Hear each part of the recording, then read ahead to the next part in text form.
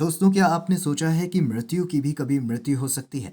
अगर नहीं तो आज हम आपको बताएंगे कि कैसे महादेव ने अपनी शक्तियों से मौत को ही मौत के घाट उतार दिया। ये सुनने में थोड़ा अजीब लग रहा होगा, लेकिन आपको बता दें कि एक समय की बात है। गोदावरी के एक तट पर ज्ञानी नाम का एक ब्राह्मण रहा करता था।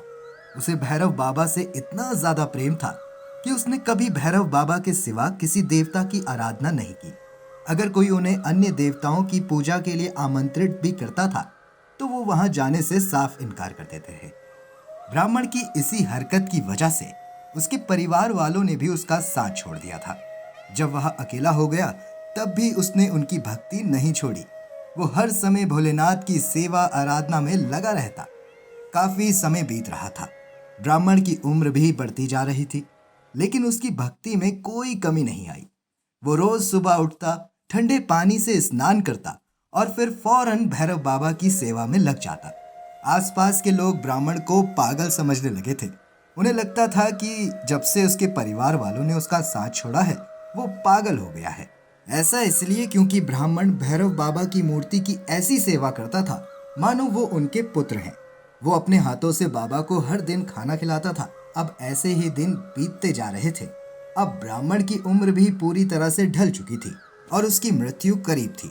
अगले दिन जब ब्राह्मण अपने बिस्तर से उठा तो उसने देखा कि दरवाजे के बाहर कोई आया है। ब्राह्मण कुटिया के अंदर से ही कहराते हुए बोला, सुनो, जो भी बाहर खड़ा है अंदर आ जाए। दोस्तों, दरवाजे के बाहर कोई और नहीं बल्कि स्वयं यमराज खड़े थे।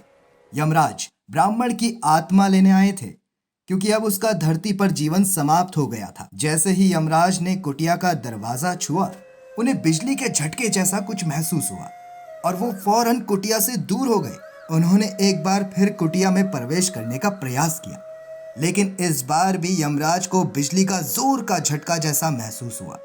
यह देखकर यमराज ने मन ही मन सोचा, लगता है कोई बड़ी शक्ति इस कुटिया में विराजमान है, इसीलिए मैं कुटिया में प्रवेश नहीं कर पा रहा था।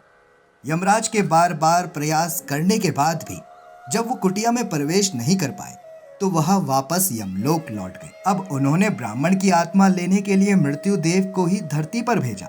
मृत्युदेव जैसे ही कुटिया के समीप पहुंचे, उन्हें कुछ भी अलग महसूस नहीं हुआ। वह फौरन कुटिया में प्रवेश कर गए, लेकिन तब मृत्युदेव को ये नहीं पता था कि ब्राह्मण की रक्षा तो स्वयं भैरव बाबा कर रहे थे। भैरव बाबा ने मृत्युदेव को वापस जाने को कहा, लेकिन मृत्युदेव ने बात नहीं मानी और ब्राह्मण के गले में मौत का फंदा डाल दिया। मना करने के बाद भी उनके भक्त पर ऐसा दुस्साहस देख भैरव बाबा क्रोधित हो गए और अपनी शक्तियों से मृत्युदेव को ही नष्ट कर दिया। जब यमराज को मृत्युदेव की मौत की सूचना मिली तो यमराज भी क्रोध में आग बबूला हो गए। उन्होंने मन ही मन सोचा कि एक ब्राह्मण की वजह से भैरव बाबा ने मृत्युदेव को मौत के घाट उतार दिया। अब इस ब्राह्मण से मैं स्वयं ही निपटूंगा।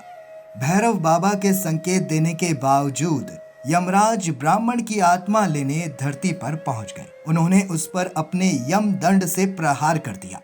अपने भक्त पर प्रहार होता देख भैरव बाबा ने क्रोध में आकर यमदूत को भस्म कर दिया। इस तरह भैरव बाबा ने अपने भक्त की जान बचाने के लिए यमदूतों का ही सर्वनाश कर दिया और मृत्यु की सजा देने वाले यमराज की ही मौत हो गई। किंतु जब सूर्य देव को अपने पुत्र यमराज की मौत की सूचना मिली तो वह चिंतित होकर भोलेनाथ से सहायता मांगने पहुंचे।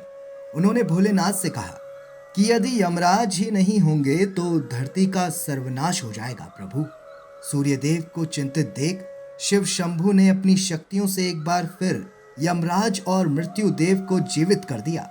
इसके साथ ही उन्होंने वचन लिया कि इन्हें पुनर्जीवित इसलिए किया गया है कि सच्चे भक्तों और निस्वार्थ भावना के पूजा अर्चना करने वाले भक्तों के साथ यमराज हमेशा शिष्टाचार व्यवहार करेंगे।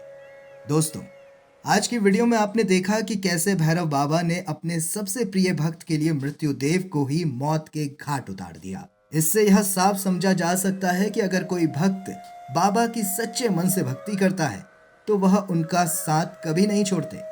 आज की इस वीडियो में बस इतना ही। अगर आपको हमारी आज की यह वीडियो पसंद आई हो तो वीडियो को लाइक करें, ज़्यादा से ज़्यादा शेयर करें। साथ ही ऐसी और रोचक कथाओं के लिए हमारे पेज को अभी फॉलो करें।